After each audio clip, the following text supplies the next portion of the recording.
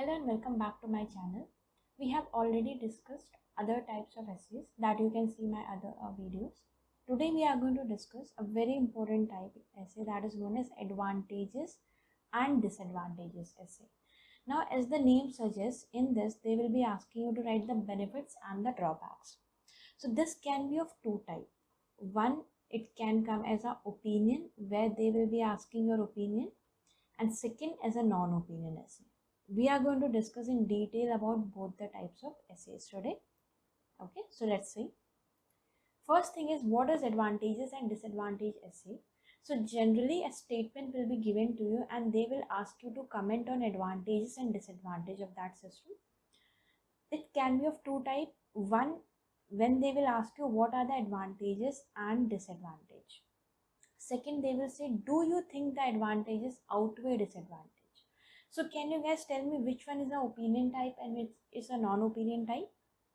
First thing, what we understand by word opinion and non-opinion. Opinion means when you have to write according to your point of view. What is your take or what is your point of view on that?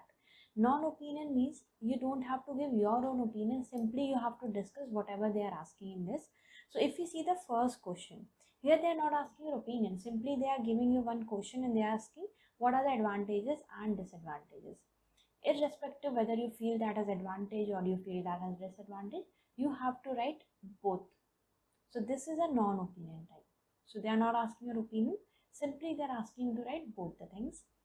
Do you think advantages outweigh? Very clearly they are asking your opinion in this. What do you think? You think it has more outweigh mean? What is the meaning of outweigh? Means more. Okay. So what do you think? It has more advantages compared to disadvantage. So here they are asking your opinion. We'll take one by one and we'll see, because both are going to be completely different format. Okay. So first thing, what is tips and tricks? So commonly what can be synonym used for advantage, disadvantage will be benefits and drawbacks, pros and cons. These can be some of the synonyms that you can use. Okay. So first we'll start with essay structure for advantage and disadvantage. So when in the question they're asking simply to write advantage and disadvantage, they're not asking you your opinion. As we have already discussed the introduction part, so first thing, we always paraphrase the question.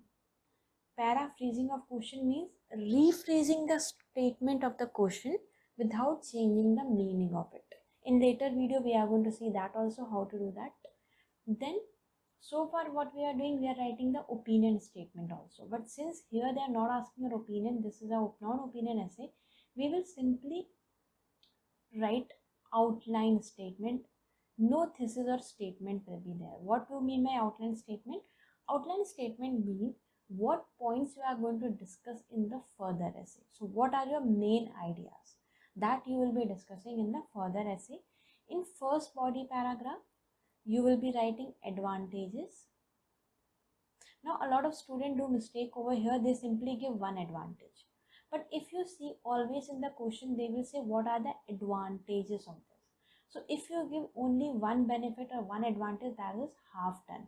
You have to give two advantage, and in second body paragraph you have to mention two disadvantage. That is mandatory, not less than that, and more than that is also not required. Fine. So we will give two advantages in this. We follow one formula that is known as PEE and PE. P means your point, E is your explanation and example. So we will give two advantages, we will explain both of them, and we will give example for any one of the point. The exactly similar thing we are going to do in body paragraph 2, but here rather than advantage it will be disadvantage. Here also we will give 2 point, 2 explanation and 1 example. Okay. In conclusion, since this is a non-opinion, so you are not going to state that okay, I believe it has advantage or I believe it has benefits or disadvantage. No, because they're not asking so. Simply you are going to summarize whatever you have discussed in the above body paragraph. So let's take a sample essay for this. Say this is the question. In some countries, young people are encouraged to work or travel for a year between finishing high school and starting university studies. Discuss the advantages and disadvantage for the young people who decide to do that. Now here they're not asking the question, what is the main question over here, that if young people are doing or taking a break of 1 year before finishing their higher studies, whether it has advantage or disadvantage. No, that's not asking. They're asking, tell the advantage and disadvantage. So irrespective whether you feel it has advantage or whether you feel it has disadvantage, you have to discuss both of them. So let's first thing, as I already mentioned in previous videos, you always plan your essay before writing it down.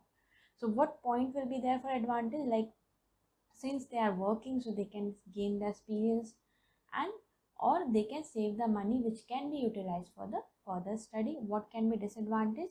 It can delay their career, since they are taking 1 year break, so it can delay, and some do not continue. So once they start earning, they don't want to pursue their higher studies. So let's see how we have written this essay. First thing, we always paraphrase the question. So before embarking on college, many young people are advised that a year working or traveling may be a good option. This is known as paraphrasing. Read the question again and see the way the paraphrasing is done. Exactly meaning is similar, but all the vocab, everything is changed. Then comes your outline. So this essay will suggest that experience gained and money saved are the biggest advantages.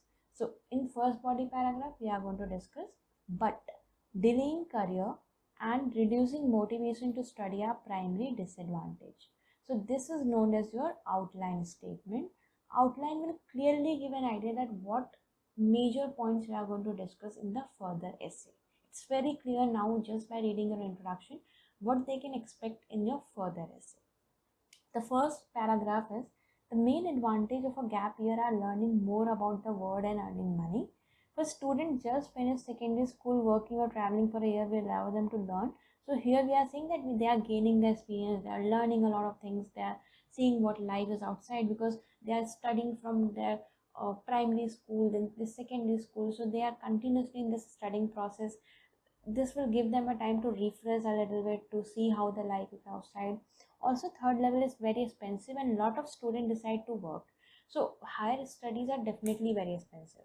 So they decide, okay, let's work for 12 months and save the money and utilize that for the further studies. So this is the first point that they want to learn. And second, they save up the money. This is the second point. Then we give an example. So this is the example. The Times recently reported that every student in a UK university require over this per annum just to survive, and many drop out because they cannot afford to stay. Right? So rather than dropping, it's better to first work, earn some amount, and then start studying. Right? Then comes the second body paragraph. So here we are going to discuss the disadvantages. So despite these advantages, students lose a year. So they are losing the year that could have been used in the future career, and they often get used to working or traveling and don't want to return to a life of study. As job market are very competitive, an extra year experience can make a massive difference when applying for job.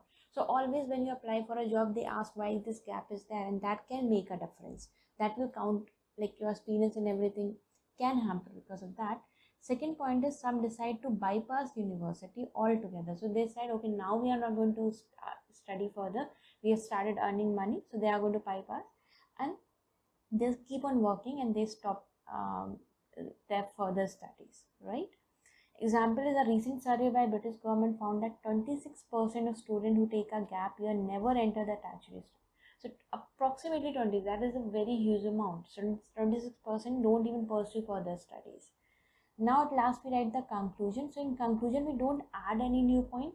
Whatever we have written in the further previous essay, that only we are going to discuss further. So in conclusion, taking a break from study can be advantageous if it allows people to gather up saving or learn more about the world. However, they should be careful that it does not lead to disillusionment with education or reduce job prospects in the future. So conclusion should be short, crisp, and the gist of your entire body paragraph. That should be your conclusion.